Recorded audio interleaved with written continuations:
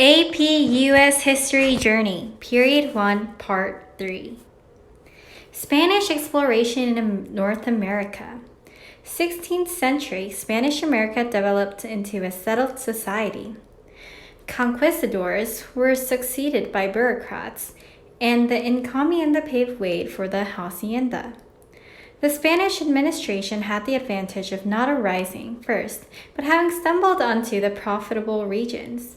Throughout the 16th century, the European power other than Spain held a brief foothold of the New World, as England and France were quarreling. For most of the colonial period, a large part of what was the United States had belonged to Spain. Spanish exploration in North America continued.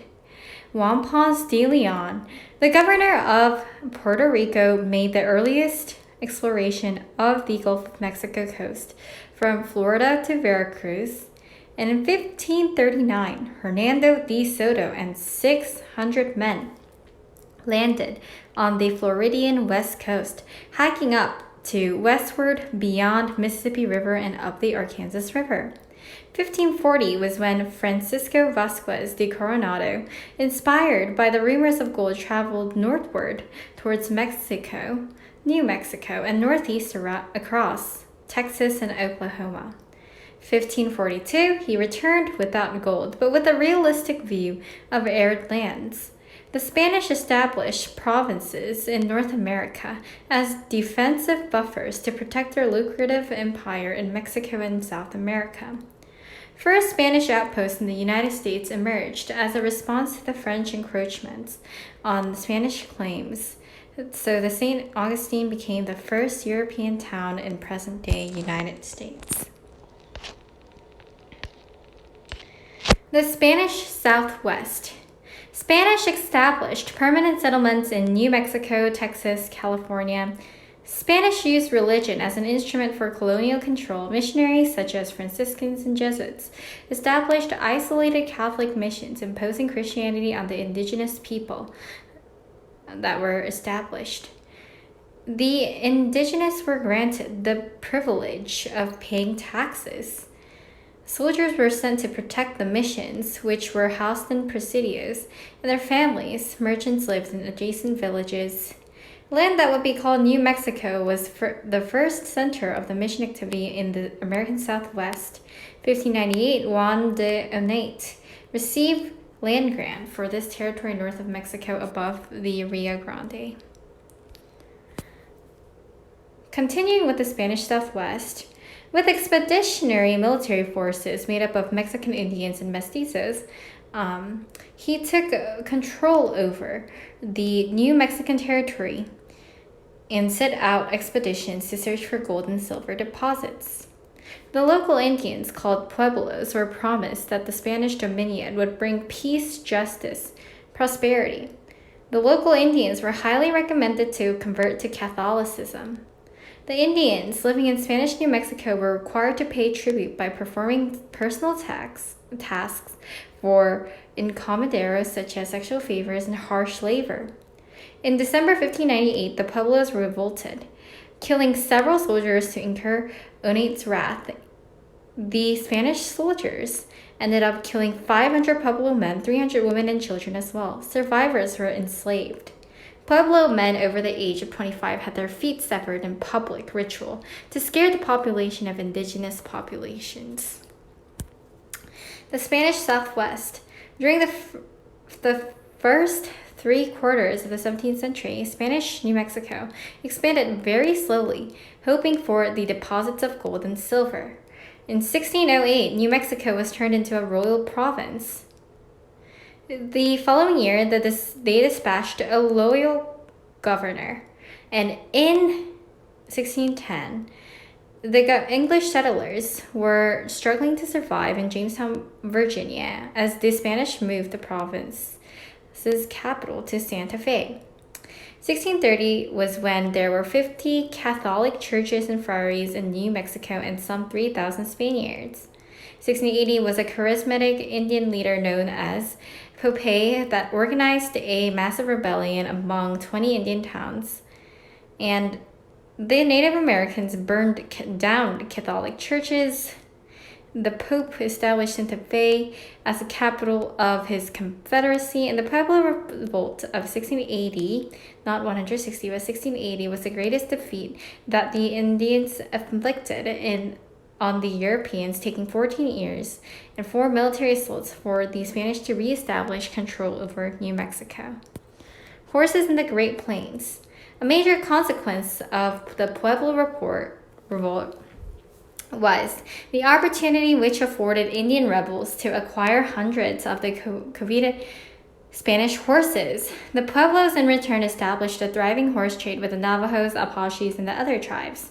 1690, horses were evident in Texas, and they soon spread across Great Plains, vast rolling grasslands which extended from the Missouri River Valley in the east to the Rocky Mountains of the west. And horses changed the way of life in North America as they provided the Plains Indian with a source of mobility and power, making them more effective hunters and warriors. Horses enabled Indians to travel farther for trade and fight. And in the short run, the horse brought the prosperity and the mobility of the Plains Indians. Horses became the center and symbol of the Indian life on the plains as they began to kill more bison than the herds were able to replace, and horses competed with the bison for food, depleting prairie grass and compacting the soil in the river valleys during the winter. Tribes traveled greater distances, encountering more people, infectious diseases, and which spread more widely. The Protestant Reformation. The efforts of the Spanish to convert Indians to Catholicism was reflective of the intensity with which the Europeans engaged in the religious life of the 16th century. Spiritual concerns were paramount as religion inspired, consoled, and united people. Roman Catholic Church and the Bible were pervasive forces of authority, and during the Protestant Reformation, when the Protestant dissidents challenged the supremacy of the Roman Catholic Church, the Catholics and the Protestants persecuted, imprisoned, and tortured each other. The Protestant Reformation intensified national rivalries by challenging Catholic Spain's power, profoundly affecting the course of American history. When Columbus sailed west in 1492, all of Western Europe acknowledged the power of the Catholic Church and its Pope in Rome. The unity of Christendom began to crack in 1517 when Martin Luther, a German monk, priest, and a professor posted on the door of the Wittenberg Church his 95 Theses to protest the corruption of the Catholic officials. The Protestant Reformation spread across Europe rapidly as a part of the theological dispute and part of the political movement and a part of catalysts for social change, civil strife, colonial expansion, and imperial warfare. Martin Luther's bold ideas shattered the unity of the Catholic Europe, ignited civil wars, social upheavals, and once unleashed, the flood of the Protestant rebellion flowed into the directions unexpected of Luther. The militant Protestants pursued Luther's rebellious doctrine by eventually preaching for the religious liberty for all. Challenges to the Spanish Empire. The successes of Catholic Spain in conquering Western Hemisphere led Portugal, France, England, Netherlands to develop their own imperial claims. The French were the first to pose a serious threat as Spanish treasure ships sailing home from New Spain offered the tempting targets for the French privateers. In 1524, the French king sent the Italian Giovanni da Verrazzano to the Western Hemisphere in search of a shorter route to Asia. Voyages of Jacques Cartier beginning in the next decade began as well, and Cartier explored the Gulf of St. Lawrence River between Canada and New York, and from the 1500s, a growing threat to the Spanish were caused by the rise of the Dutch and the English. United Provinces of Netherlands, which had passed by the inheritance to the Spanish kings, became largely Protestant, rebelling against the Spanish rule in 1567, and from the beginning of the Protestant Dutch revolt against Catholic Spain as the Dutch plundered the Spanish ships in the Atlantic, carrying the illegal trade from both Spanish colonies. Both the Dutch and the English sea captains had to engage in the smuggling and the piracy at the expense of the Spanish. The defeat of the Armada. The plundering of Spanish ships by the English privateers continued for 20 years before an open war erupted. In 1588, Philip II assembled the Spanish Armada. The English Navy waited and defeated the Spanish Armada as they harried the ships towards the English Channel before the storm-tossed Spanish fleet. The defeat of the Spanish Armada marked the beginning of England's global naval supremacy, paving way for English colonization of North America. English exploration of America. The efforts of the English to colonize America began from Sir Humphrey Gilbert, who secured permission from the Queen to establish the colonies in the Americas in 1583, intending to settle near Narragansett Bay. He landed in Newfoundland and took possession of the land for Elizabeth.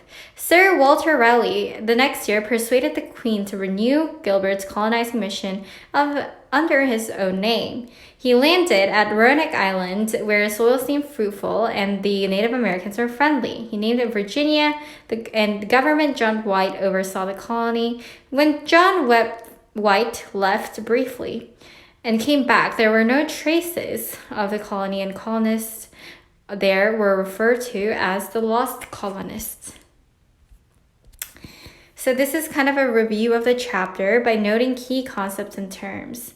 Pre-Columbian America, Age of Exploration, the Great Biological Exchange, Colonizing the Americas, Spanish Legacy, Protestant Empire, Protestant Reformation, Aztec Empire, Pueblo, Jacques Cartier, Encomienda, Christopher Columbus, Conquistadors, Hernan Cortez, Amerigo Vespucci, Raleigh's Roanoke Island Colony, Martin Luther, Protestant Reformation, Francisco Pizarro, Tenochtitlan, Hernando de Soto.